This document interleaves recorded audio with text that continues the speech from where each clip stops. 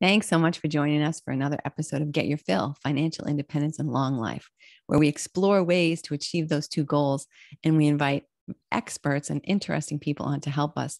And that is why today I'm so excited to be joined by Evie Brooks. Evie, I am really psyched that you're here. I'm very impressed by your background, by all the information, all the wide range of experiences that you've had. And I'm so psyched to be hearing what you're going to share with us today. Well, thank you for having me. I'm glad to be here. Super. So instead of me sort of recapping your life, can you just share with us, like, how did you first get involved in real estate investing and what brought you to that path? Well, when I got out of college, I was going to law school and I ended up being sick from being pregnant with my first pregnancy. Did not anticipate that, did not plan that. And so I did not end up going to law school. I was too sick to even think about working for the first 6 months. And so I had a friend that got me a job in commercial real estate management as a means to having maternity insurance benefits. And that's how I got into real estate. And so I was in corporate America for 4 years. After 4 years, I decided, that was not for me. I was going to go out and I was going to venture out on my own in the real estate industry. And I left corporate America and I started investing and I've never looked back since. Isn't it funny how the universe just, like, what is that expression? Man plans and God laughs. Like, oh, you think you're going to be a lawyer? Well, we've got other plans for you. Exactly. So fun. So how did you get involved with Rich Dad, Poor Dad training? Well, after I left corporate America and I started doing real estate investing, I had a few fumbles and a few skint knees. And then I kind of started to figure this thing out after a lot of seminars and mentoring and books and all kinds of things, of course, surrounding myself with other people that knew the industry a lot better than I did. And then I started having people ask me, friends and family, can you show me how to do what you did? And so I started by default mentoring, didn't know exactly that I was really becoming a mentor, and realized that was my calling. That was my passion. I loved helping other people learn to do what I did without so many mistakes and so many stumbles. And so after, I guess it was well over a decade after doing real estate investing, a friend of mine that was teaching with the Rich Dad organization contacted me and said, hey, you need to come check this out. You'd be perfect to be an instructor and an educator. And I was like, no, thank you, not interested. And so he continued to pursue. And finally I said, look, if I come and listen for one weekend, will you leave me alone? And he said, yes. And so I went and I listened to this instructor teaching about how to real estate invest. And I was like, I could do such a better job than he can. And so that's how I got started. And so I started teaching as an instructor in 2003 and until 2014. When I left the Rich Dad organization, I was so busy in Panama. I thought I was so busy in Panama that I just did not have time to continue to be on the road. And so it's just been nonstop ever since then. I went to Panama from Costa Rica in 2012. And between 2012 and 2014, when I left Rich Dad, I just didn't have enough time to do both. And so when I left in 2014, it's just been nonstop. Katie barred the door in Panama ever since. Fun. So I want to talk about your experiences and what brought you to Panama. But before that, can we just back up? You mentioned some skin knees and making some mistakes. Can you just, I don't want you to, embarrass yourself, but is there anything that you can share that you think would even help people, experiences that you had that, you wish you hadn't, you hope to never repeat? First of all, when I got started, all I knew was the MLS, and the MLS is, the multiple listing service in real estate is your people are selling retail and you're buying retail. And that's not how you do real estate investing. You're not wanting to pay full fair market value for real estate when you start investing. And so the first 4 properties that I bought right out of leaving corporate America, I paid full fair market value for them. And that was not a real wise decision. I did not make any money. I didn't lose a lot. I did lose a little bit, but I didn't get discouraged. And I think that's the big key, is that you don't get discouraged. You can't do a deal or two and project what the whole future would be based on those first deals that you don't have a clue what you're doing. So number one, don't go into a deal not having a clue what you're doing. Number two, don't pay full fair market value, and make sure that you get the support that you need from what I refer to as a power team. Surround yourself with other people that know more about what you're trying to accomplish than you do. And then that way you'll be sure to have success. So how long did it take you to sort of get your feet under you to figure out, okay, whoops, I didn't do, this is what I'm going to do differently this time. And to feel like, okay, now I know what I'm doing. I've got my momentum. I'm going for it. For me, it took me about the first 2 years to really feel comfortable with what I was doing and what I needed to do. Now, it's a never ending learning experience. I still learn today. Yeah. I've been doing this for well over 25 years now. And I am still constantly trying to learn as much as I can from other people that have other areas of expertise. They've found new and better ways, faster ways, that type of thing. So it's a never ending thing. As long as you're learning, you're not dying. But when you stop learning, you start dying. Yeah. What kind of investing were you doing in the beginning? Just single family residential properties, typically in the $250,000 range. Which was a long time ago. So that was, that was about a 2,000 to 3,000 square foot house, 3-bedroom, three and a half bath type home, in very, very nice neighborhoods. And were you doing sort of a fix and flip type of scenario, or you? No. I was buying for long-term wealth accumulation for long-term rental. Mm-hmm. So that was the strategy that I started with. But I've been through every strategy you can imagine, from lease options, fix and flips, commercial development, pre-construction, you name it, I've done it all. And you have a preference? What have you settled on now? I just love the international market with the expat market. That's where my focus is. It's just working with people that want to either invest internationally, become an expat, diversify their portfolios, have a retirement or vacation home. That's just, that's really where my passion is, because there's so many exit strategies, and you don't have just a plan for an exit strategy. You have plan A, plan B, plan C, which is so important in the real estate industry, is to not put all your eggs in one basket. Number one, you want to diversify your portfolio, have different types of investments and different types of geographic locations. I could be in Panama in all types of different locations. I could be beach, I could be mountain, I could be golf course, I can be agricultural, I could be condos, I could be residential. So I can have all kinds of different strategies there, but each and every one of them have multiple different exit strategies. So if one plan exit strategy does not work, then I move to the next one. And that way you've got what I call a safety net built in, which is really important in this volatile market that we're in, especially right now. Yeah. So you spoke a little bit about Costa Rica. But first, what brought you to even look outside the United States for investing opportunities? Well, when I was teaching with Rich Dad, I had the opportunity to start working in the expat market in Costa Rica. And that's how I ended up in Costa Rica. And I absolutely loved it. And I started developing in Costa Rica, started a 700-acre master plan community, and then got hit with 2008. And we just got crushed. I'm not afraid to talk about my wins and my losses, because everybody has them. And if anybody tells you they don't, they're not telling you the truth. Or they haven't been doing it long enough. I've noticed a lot of young people like, no, it's just, the real estate market's just going. I'm thinking, if it goes down, you're going to be in trouble with that strategy. Yeah. And, when 2008 hit, Costa Rica got crushed, and Panama didn't.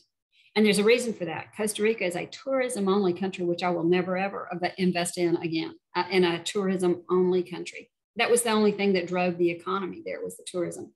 Panama has many things above and beyond the tourism industry. You've got the Panama Canal. You've got the international business arena, where there is a drive to bring in the multinational companies. You've got, of course, the expat market. You've got the Cobre copper mines, which is projected in the next 40 years to bring in more revenue than the Panama Canal itself. So you've got lots of things that would rank higher on that scale of producing GDP for the country, that's going to produce far greater than the tourism, which is definitely something that you want to look for. Because if you're in a market that's tourism only and you have a 2008 or you have a pandemic, you're in trouble. And so that's why when I finally threw in the towel and started flying the white flag and saying, I'm giving up. I'm not going down with this ship any longer. I held on until 2012. That's when I left and went to Panama. It just was not going to turn around. It was not going to come back. So why Panama? What attracted you to the Panama market? The fact that the GDP after the big crash ran on an average of 6.5% all the way up to 11+% because of all of the things, the factors that I just mentioned to you, the Panama Canal, the tourism being one of them, the multinational market, the cover copper mines that's now come in. There's just so many things that you've got built-in safety nets that you don't have in a tourism-only country. And so, although it's not, in my opinion, it's not the lush, teal green, crystal clear Caribbean water of St. Martin or Aruba or, Mexico, it's got a lot going for it from an economic standpoint that creates stability and safety. So what are some advantages of investing in a country like Panama compared to right now investing in the United States, where you might feel a little more comfort level? Well, a lot of people have a comfort level because this is their home country, but you cannot even begin to start getting the opportunities in the States, especially right now. Man, you're standing in line bidding, $20, $30, $40, $50,000 above what the fair market asking price is for a property. And you're paying way too much. You just don't pay at the top of the market. You want to pay less, of course, than the fair market value. You want to be buying when everybody else is selling, not buying when everybody else is buying. And in Panama, there's just a lot of opportunity. Although it's a good market right now, it's not overpriced, and you're not having multiple people stand in line to bid. But the key is that you can build as big of a portfolio as you want without some banking institution telling you that you can't because your debt to income ratios are too high. Or that you're only qualified for 4 mortgages as an investor or whatever, because with our program, we put together so many investor programs that you can come in and you can be in a property within 72 hours, if you so choose, sight unseen even. All you have to do is put down the down payment. It's a non-recourse loan. The developer will carry the financing. You do not have to jump through hoops. You do not have to provide tax returns. You do not have to have a top credit score, FICO score. If you have the down payment of 10%, 20%, or 30%, you're in the deal. End of story. Wow. So how do you talked about sight unseen. Now, how does a person create a comfort level for themselves to say, okay, I'm going to hand over this money to this entity for a property I've never seen. And what if I get there and it's a swamp? Like you hear these horror stories from back in the day. Well, I've been there since 2012, and these properties and the developers are all vetted. They've been in business 30 to 40 years. These are some of the most renowned buildings in Panama, like the Armani building and the La Maison, which is the Fendi building, and just many well-known builders and properties. We do complete videos. Of course, I've vetted the developers, and like I said, they've all been in business over 30 to 40 years. None of them have ever had a building that has not made it, that has gone under, belly up. I'm very selective about the developers that I will work with my program, because my clients have been with me for years and years, and they come back and they do it again and again and again. And we create a whole business plan, and we do what we call packing the pipeline, and we put people through the program. They come in, they get out. They may be in a 2-year project, a 5-year project, a 7-year project.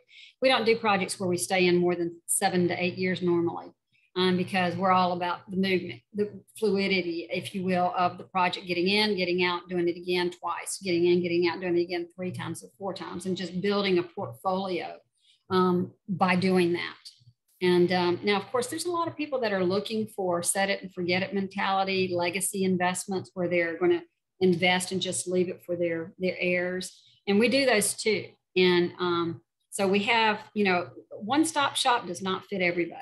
And therefore, we have many developers and many projects and many strategies, so that I can sit down with every single individual person and determine what is the best avenue, what's going to work best for you. How do we accomplish your 5-year goals? We look at those 5-year goals, we back into them today, and that's how we start to build on that 5-year plan of action. And then as far as managing the property and things like that, are you handling all that? You have people over there to take care of that piece of it? Absolutely. I have a full property management company where we do, in some of our buildings, manage the property. A lot of our projects are get in, get out pre-construction or mid-construction. Some of our projects are agricultural. Some are government guaranteed subsidized housing where you're going to be out in 24 months and you're going to have 11% return on your money annually, cut and dry. Yeah. So it depends on the individual investor and what they're looking for. But we do have a property management company. We have a interior decorating firm where we do all of the furnishings and the blinds and the lights and everything, housewares.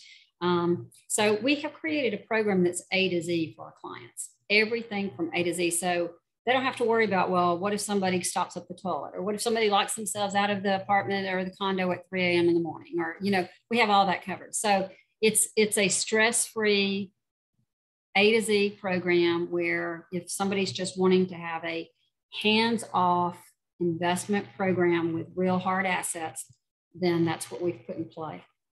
So would you say it's similar to sort of a REIT in a way?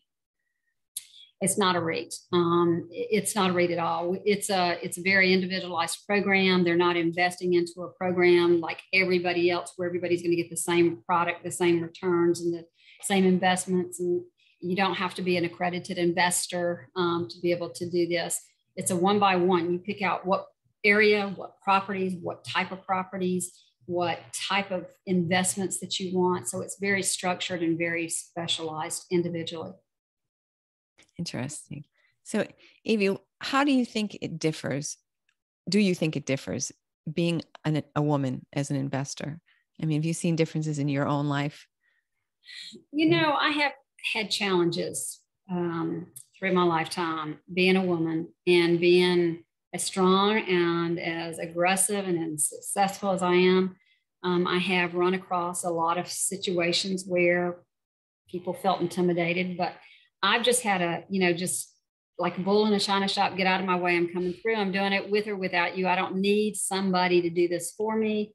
I've always been very independent. And, I think women, if they just understood, you can accomplish whatever you set your mind to.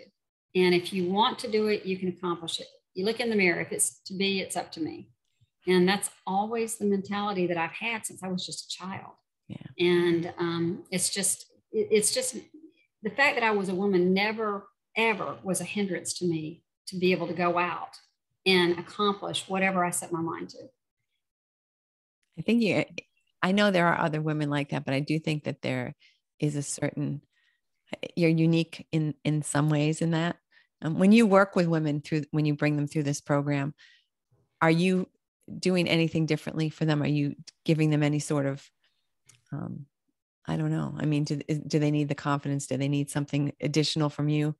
I don't treat them any differently than I do the male client. If I have a client that's a female, for whatever reason, she's alone now, maybe lost her husband or been divorced or whatever, I try to help, reassure her, build that confidence. But basically the strategies are the strategies, and they're not gender oriented.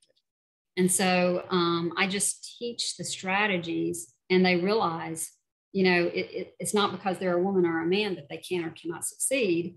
It's based on the knowledge and the strategies and how they implement those. Yeah. Do you see people evolving as they go through your program, like that they're gaining self-confidence? And Totally. Interesting. Can you think of any sort of, I don't know, I'm just wondering if there's a person or a story or something that you remember that kind of stuck with you and that you feel like, oh, that's really made it feel like so worthwhile. This is why I do this type of thing. There's so many. I can tell you, I had a veterinarian out of Canada, and she is the sweetest lady in the whole world. She's still one of my clients. And she's like, you know what? I would have never, ever, ever stepped out of my JOB mindset to do anything like this until she heard me on a podcast, on a webinar presentation.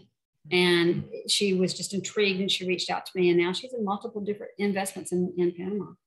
And she every time I talk to her, she's just like, I would have never done this. I would have never done this had I not heard you, had I not, had you as a mentor or as a guide. I had a group of investors from the Midwest that they were rich in land, but they didn't realize they were rich. they were really, really rich because of the land holdings, which has just been in the family for many, many years. Yeah. But they lived very, very meagerly, and felt like they lived paycheck to paycheck, but they were sitting on millions of dollars in land. And they didn't even know how to take that and be able to leverage off of that. And I showed them how to do that. And they built a huge portfolio. And the mentality change and the change in their life has been substantially drastic. I mean, I can go on and on and on all day long. I have a great mentor client that's been with me for many years out of Alabama. He's at the UAB, Alabama. In fact, he's an infectious disease doctor at the UAB. And he's been very, very involved with the COVID situation. Yeah. And has, even gotten it and was extremely sick. Wow. And has come out of it on the other end stronger than ever. And he has done so many projects. We just cashed out of one that we did in Utah back 7 years ago this past week. And the returns are incredibly strong and wonderful. And, he's in so many different types of deals with me, and he just gets in and gets out and gets in and gets out and gets in and gets out constantly. We have a call. We were supposed to have it last night. I forgot that we were going to take the profits and the investment from that Utah and look at where to place that now. And we're talking about 6 figures. And so it's just, having those kind of relationships creates friendships, long-term, lifetime friendships, and watching people have successes. He's in one project that he's been in less than a year, and his ROI is over 500%. It's unbelievable. And that's not the norm. I will tell you that. That's very unusual. And that's just been, wow, we just hit the mother load on this one this year.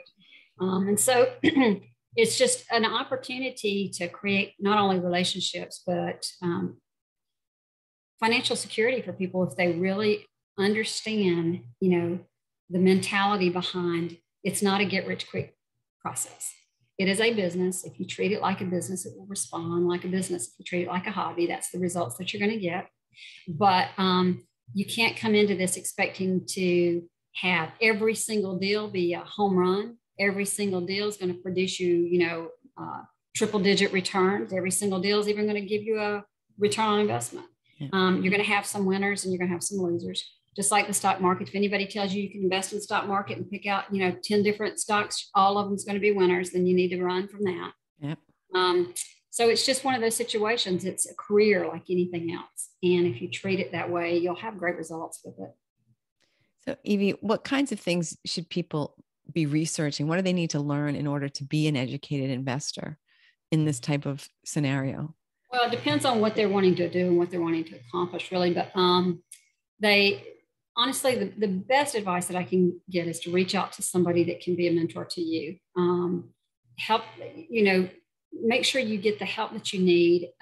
Don't just try to jump in sight unseen, not knowing what you're doing, and think that you're going to figure it out along the way. You might, like me, but you're also going to lose a whole lot of money in the meantime. And a lot of people don't have a whole lot of money to lose trying to figure it out. So I've always said it takes money to make money. Be willing to spend the money. Now, not ridiculously. Don't throw money away. I have seen people go to seminar after seminar, event after event, and spend tens of thousands of dollars, but never pull the trigger on doing a deal. Right. Do a deal. Get out there and do a deal, but make sure that the numbers work before you jump in the deal. Well, how do you know how to run the numbers? That's where you're going to get with somebody that knows what they're doing to help you to understand the analysis and how to do those analyses and what you're looking for as far as, what type of return on investments that you're looking for. Yeah, absolutely. Interesting. For some reason, I got a message and I just completely lost my train of thought. I apologize for that. I'm usually really focused. I turn it down, but I should turn it off. So when you're seeing people starting there, do you now, you're talking about investments in Utah, so you're not exclusively doing Panama right now. You're doing some US. I've been all over the place. I have I have investments throughout the United States, Utah. I have Missouri, Florida, North Carolina, Georgia, Texas, California. I've been all over the country. But what I'm doing now is as I liquidate from one project in the United States, I take that and I put that into pretty much most of the Panama stuff right now. Yeah. Simply because I feel like the upside opportunities in Panama are far greater than they are here in the United States right now. We're just too overpriced here in the United States, and it's just ridiculous. I mean, right before I got on the line with you, I was looking at a little 900 square foot A-frame property in the area that I live in Atlanta, which is on Lake Lanier. And it's like $300 a square foot. And this little A-frame was built in 1965. And I'm going, you got to be kidding me, you know? And it's like, why put your money into something like that when you know that the market's going to have to adjust? It's a matter of time. Yeah. It has to. It cannot keep doing this. Just like in 2008, you know, in 2006 and 2007, everybody was like, oh, it's not a bubble. It's going to keep going. There's so much demand. Yeah. And then a crash and burn. So there's just a matter of time. It's a matter of time. And when is that time? I don't know. How long can we be propped up by our local political administration to continue to just feed money into the economy? There's going to come a day and a point in time where that cannot sustain itself. And when that happens, we're already here. So I think it's already here. It's ridiculous. Well, let's print some more. Well, okay.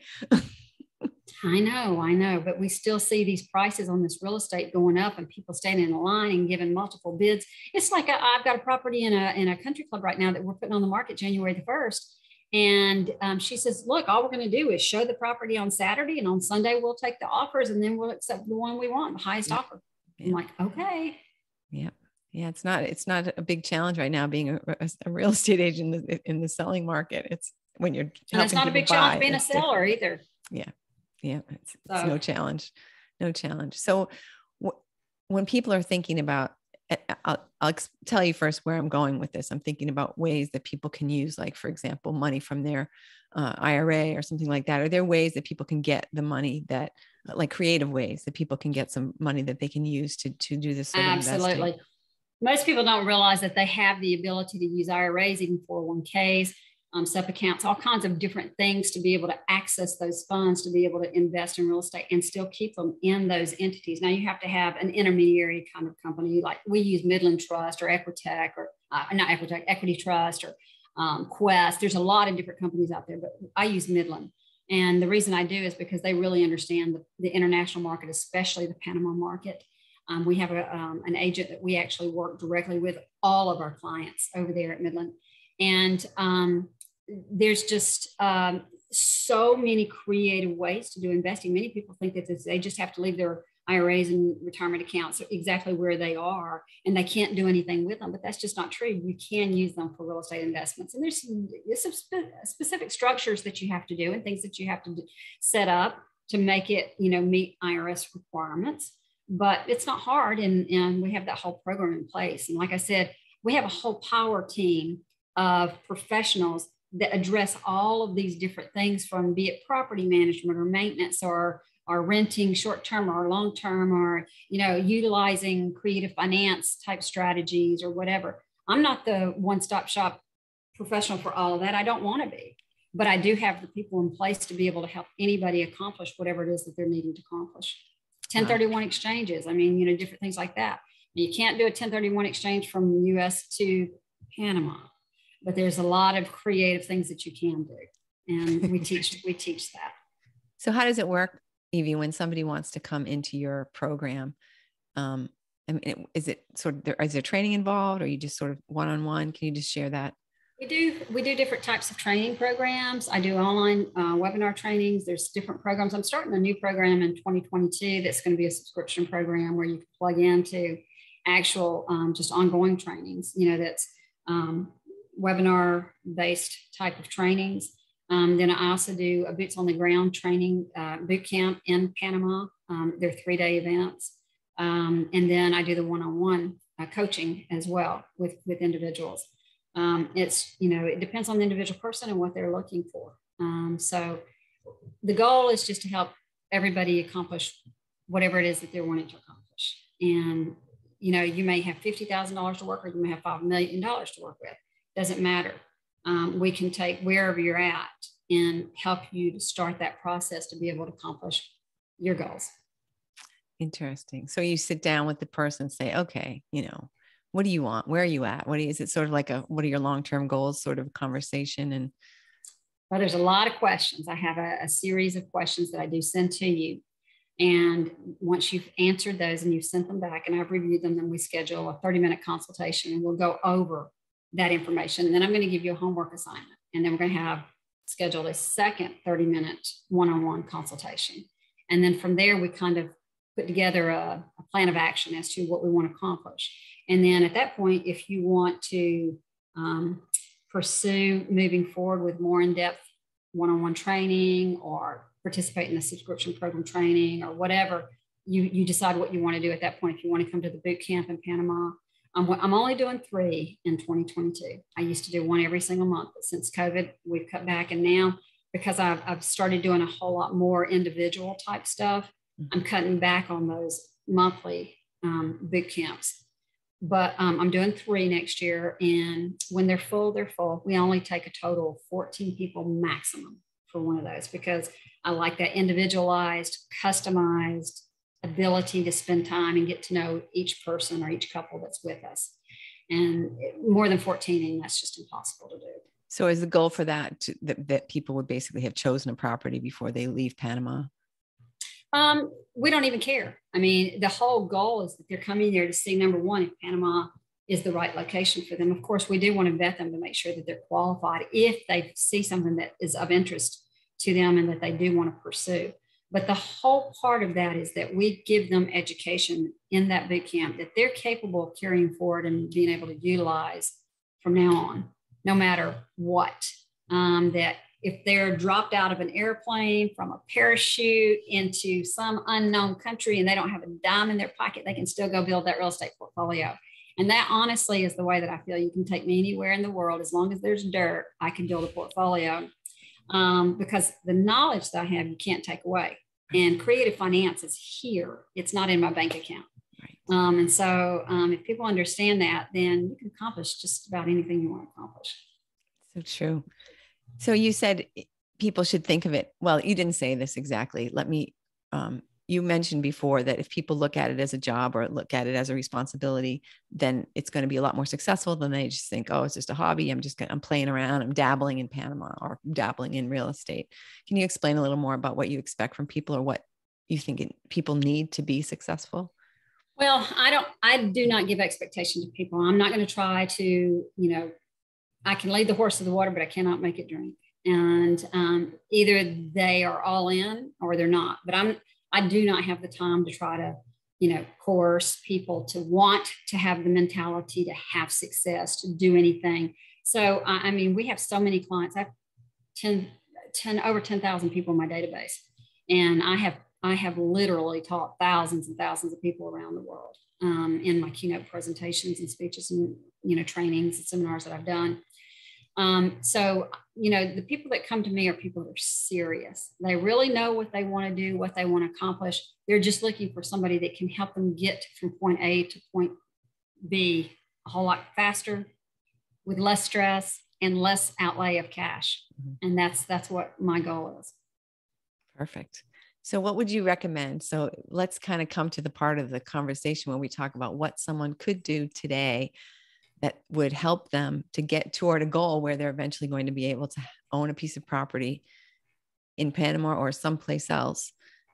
What sorts of mindset and research or, what would you recommend that people could do today to sort of get them at least moving forward into that direction? Well, they need to take action, and they need to either get a mentor to start them through the process of getting the information and the due diligence that they need under their belt, or they need to schedule to participate in something like an educational training, online training webinar, or go to a live seminar or boot camp type thing like what we do in Panama.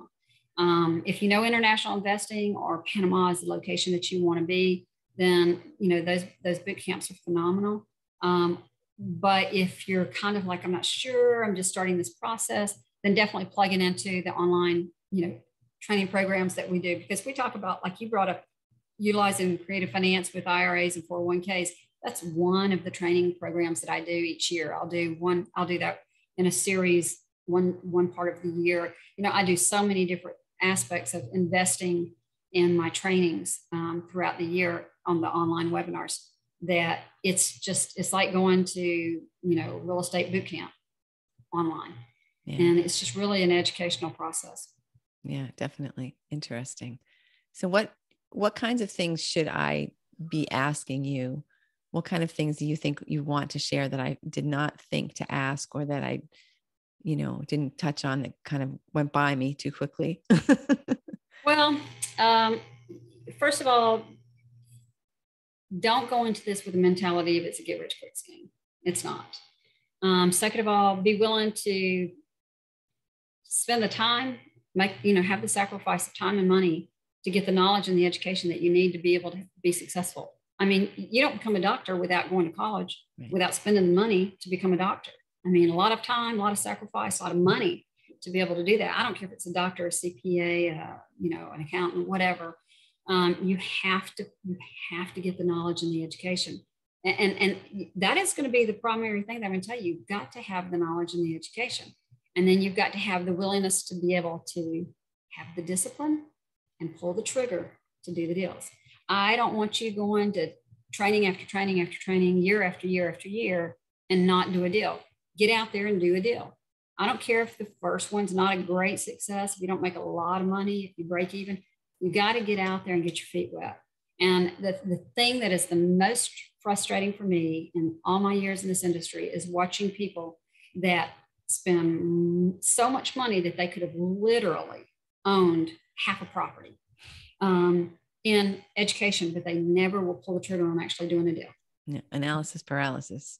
That's it. But you're right. And the other side of the coin is someone who thinks, oh, I'm going to save money and do this all myself. That mentality that's expensive training.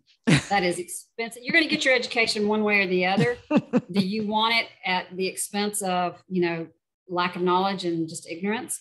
Or do you want it the other way, where you're actually in a position where you're now ready to walk into deals and be able to be successful and make money? Yeah, absolutely. Absolutely. Excellent. Anything else in parting? I mean, I really appreciate all you've done. And I don't know anything about Panama. I'm embarrassed to say I don't know anything about Panama. So now I want to go off and do some research about the country. And, I didn't realize that they had the agriculture and all the different diversity of industries and things like that. Well, there's just so many opportunities in Panama because it's such a strong, thriving country because of the Panama Canal. That country is never not going to be needed because of that Panama Canal. Yeah. That's how, goods and service, goods and products and produce and foods are distributed all around the world. And it's a very, very important component of Panama. But now the Cobre copper mines, and with the business that's coming from that creates, the two of those just creates a trickle down effect, if you will, for, everything else from housing to food needs to, technology to everything. And so there's just opportunity there. It's not just a one hit wonder, if you will, yeah, as far as it's a great place to have a vacation. You have that, and you can have the Airbnb rental properties and the beautiful oceanfront condominiums, or the, downtown Panama City, which is like a thriving Miami Beach, South Miami Beach kind of environment. But at the same time, you've got a lot of other things to fall back on.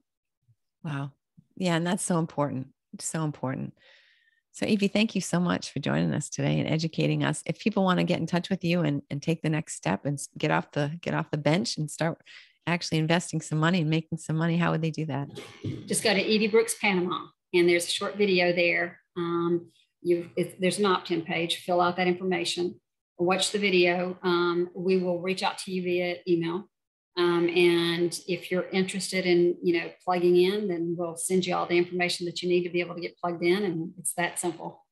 Fun. When is the next boot camp? That sounds like a lot of fun. It's in January. The next one is in January. So I've got one in January, June, and October of next year.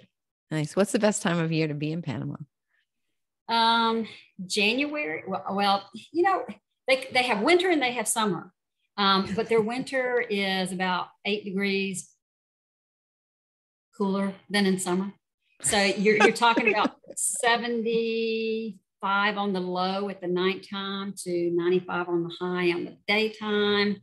And in between those 20 degrees, summer and winter. Yeah. The only difference is in winter, it's what I refer to as rainy season. And it's not even that rainy. It's not like in Costa Rica where it'll come in downpour, torrential downpours for days on end. It'll rain for an hour, 2 hours, and then the sun will be back out. You'll not even realize it had rained. Yeah. For the most part. Now you may have a cloudy day or two, cloudy, and then it's sunny again the next day. But for the most part, you'll have, rain showers for an hour, 2 hours, and the sun's back out. And that's rainy. That's fantastic. Oh, love it. Yeah, it is. Excellent. Well, thank you so much. I really appreciate your time. And I'm going to put, of course, all the links to get in touch with Evie will be in the show notes, as well as more information about her and her experience and everything. And remember to subscribe and share this. Remember to share this podcast with someone who who would like to be financially independent and not work for the rest of their life for somebody else, because you know that they can benefit from that.